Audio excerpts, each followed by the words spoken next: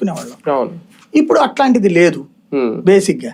అప్పుడు మనకు ఉన్నటువంటి ఒక అలవాటు ఏంటంటే మనిషి ఇప్పుడు నేను హెడ్ గా ఉన్న రోజుల్లో కూడా రిపోర్టర్ ని పంపించి మైక్ పెట్టించి అడిగిచ్చి మరి ఇది ఫ్యాక్ట్ అని చెప్పేవాడు. అంటే క్లారిటీ 2 వెర్షన్స్ ఉంటే 2 వెర్షన్స్, 3 వెర్షన్స్ ఉంటే 3 వెర్షన్స్ కూడా పెట్టేవాడు. ఇప్పుడు అట్లాగా వార్తలు చేయించాలన్న ఉద్దేశం ఏ ఛానల్ హెడ్ కి లేదు. కేవలం ఈ స్పెక్యులేటెడ్ బ్రేకింగ్ న్యూస్ కి ఏది క్రియేట్ చేస్తారో అదే. అంటే బేసిక్ గా ఒకటి వెన్నెముక లేని వాళ్ళని జర్నలిస్టులుగా పెడుతున్నారు, లేదా జర్నలిస్టులుగా ఉన్న యాజమాన్యాలు తొక్కేస్తున్నాయి. దాంతో ఇది ఎవడు చెప్తాడు జడ్జిమెంట్? మనం ఇట్లా విశ్లేషించుకోవాల్సిందే తప్పించి చెప్పడానికి ఏముంది. ఇప్పుడు దాంట్లో ఒక ఆస్పెక్ట్ కరెక్ట్, విగ్రహం ధ్వంసమైన మాట వాస్తవం. వైసీపీ వాడు బుద్ధున్నోడు ఎవడు వైసీపీ విగ్రహం పగలగొట్టుకోడు, ఎంత ఇది ఉన్నా సరే.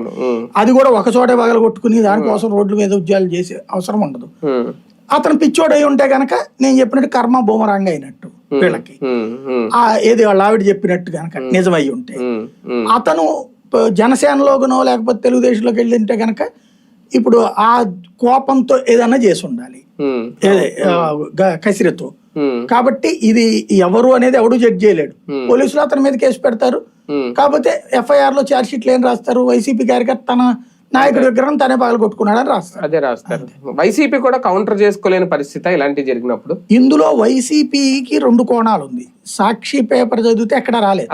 నిజంగా వైఎస్ విగ్రహం ధ్వంసం గనక తెలుగుదేశం వాళ్ళు జనసేన వాళ్ళు చేశారని రవి చెప్పింది నిజమయ్యి అమల్లోకి వచ్చి ఉంటే ఇవాళ సాక్షి నిండా అది ఉండాలి, ఇదిగో కుట్రని, ఇదిగో అతను జనసేనోడు లేకపోతే తెలుగుదేశం